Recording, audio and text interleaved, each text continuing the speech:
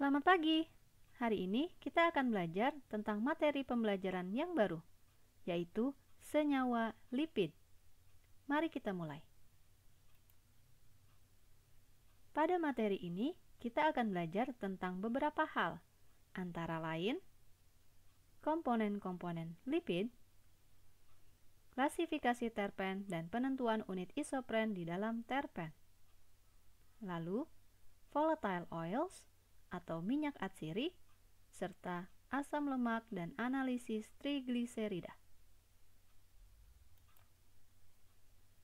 Tujuan pembelajaran dari materi ini adalah dapat memahami lipid dan komponen-komponennya sehingga dapat menjelaskan tentang trigliserida, fosfolipid, waxes, steroid, fat-soluble vitamins, dan terpen. Lalu, dapat mengidentifikasi terpen berdasarkan unit isopren.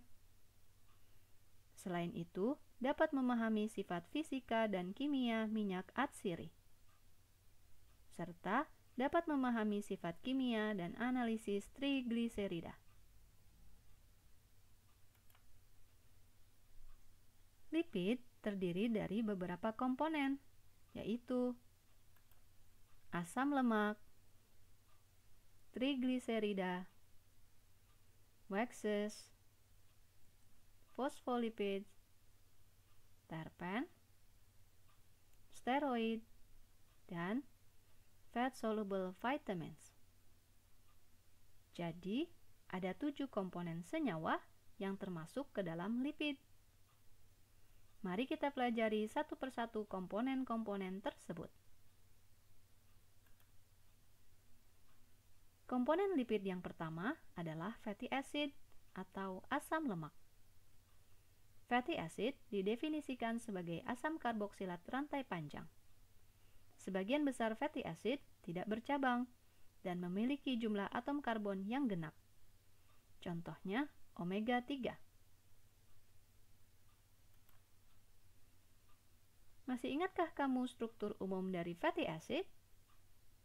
Jika kamu ingat, silakan dicatat di bukumu masing-masing. Komponen lipid yang kedua adalah trigliserida. Trigliserida merupakan senyawa yang familiar dalam kehidupan sehari-hari. Karena trigliserida adalah lipid yang paling banyak jumlahnya di alam. Trigliserida didefinisikan sebagai suatu ester yang terbentuk dari gliserol dan asam lemak. Trigliserida memiliki 3 gugus ester di mana masing-masing karbon rantai panjang terikat pada gugus karbonil.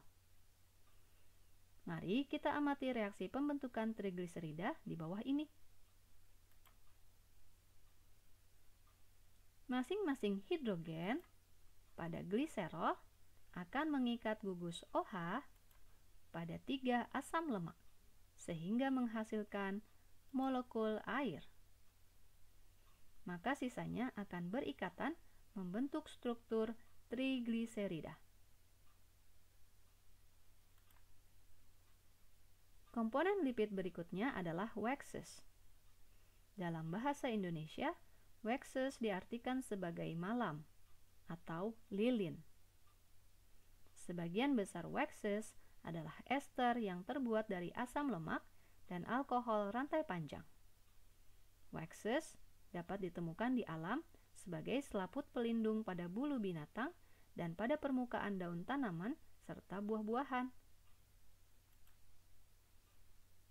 Bagaimanakah struktur umum dari suatu ester? Kalian sudah mempelajarinya di kelas 11. Jika sudah ingat, silakan dicatat di buku masing-masing ya. Komponen lipid berikutnya adalah fosfolipid. Fosfolipid adalah komponen lipid yang merupakan turunan organik dari asam fosfat. Struktur fosfolipid mirip dengan trigliserida, tetapi satu gugus esternya merupakan fosfodiester. Mari kita amati yang dimaksud dengan fosfodiester. Fosfodiester adalah turunan dari asam fosfat yang rumusnya H3PO4. Inilah struktur asam fosfat. Untuk membentuk fosfodiester dilakukan dengan penggantian dua atom hidrogennya oleh gugus R atau alkil, sehingga menjadi seperti ini. Inilah struktur umum fosfodiester. Harap dipahami ya. Salah satu contoh fosfolipid yang ada di alam adalah lecitin. Lecitin merupakan salah satu contoh senyawa fosfolipid yang terkandung di dalam kedelai. Fosfodiester pada struktur lecitin terletak pada bagian bawah, yaitu ini. Simbol X pada sebelah kanan bukan merupakan halogen ya, tapi sebenarnya berupa rantai alkil. Struktur fosfolipid ini akan kita pelajari lagi lebih detail pada pertemuan berikutnya. Harap nantikan ya. Komponen lipid berikutnya adalah terpen. Minyak atsiri dari banyak tanaman dan bunga diperoleh dengan menyulingkan tanaman dengan bantuan air. Minyak yang terpisahkan biasanya memiliki ciri khas bau tumbuhan tertentu.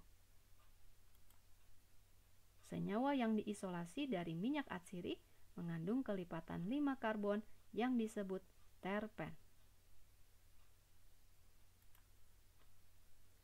Salah satu contoh terpen adalah myrcen. Myrcen dapat diisolasi dari minyak bayberry. Struktur myrcen dapat kamu amati pada slide ini. Komponen lipid yang keenam adalah steroid. Steroid umum ditemukan di jaringan hewan dan memiliki peran biologis yang penting. Steroid didefinisikan sebagai lipid tetrasiklik yang mengandung 3 cincin beranggota 6 dan 1 cincin beranggota 5. Contoh steroid adalah estradiol. Dari kiri ke kanan dapat dilihat pada struktur bahwa estradiol terdiri dari 4 cincin, yaitu 3 cincin beranggota 6 dan 1 cincin beranggota 5. Estradiol merupakan hormon steroid estrogen yang penting bagi perempuan dan laki-laki. Kita beranjak pada komponen lipid yang terakhir, yaitu fat-soluble vitamins. Vitamin adalah senyawa organik yang dibutuhkan dalam jumlah kecil untuk metabolisme yang normal. Vitamin dikategorikan sebagai vitamin yang larut dalam lemak dan larut dalam air. Vitamin yang larut dalam lemak atau fat-soluble vitamins termasuk ke dalam lipid. Contoh fat-soluble vitamins adalah vitamin A. Vitamin A diperoleh dari minyak hati ikan dan produk olahan susu, serta dapat disintesis dari beta-karoten yang merupakan pigmen berwarna jingga yang terkandung di dalam wortel. Berikut ini adalah struktur vitamin A.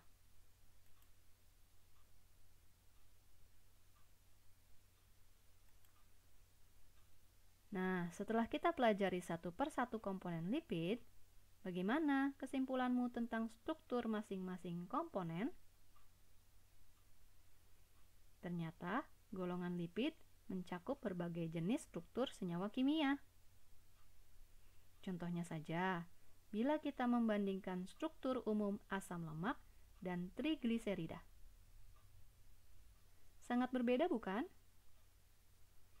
Jika masing-masing komponen memiliki struktur umum yang berbeda-beda, lalu bagaimana kita mendefinisikan lipid?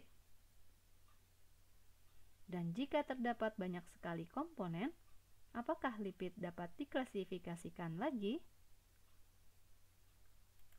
Jawabannya, ya. Lipid dapat digolongkan berdasarkan suatu faktor. Lalu, bagaimana cara mengklasifikasikan lipid? Faktor apa yang dapat digunakan untuk mengklasifikasikannya? Jawabannya akan kalian temukan pada soal latihan yang diberikan hari ini. Ayo, segera temukan jawabannya. Selamat memecahkan misteri ini ya.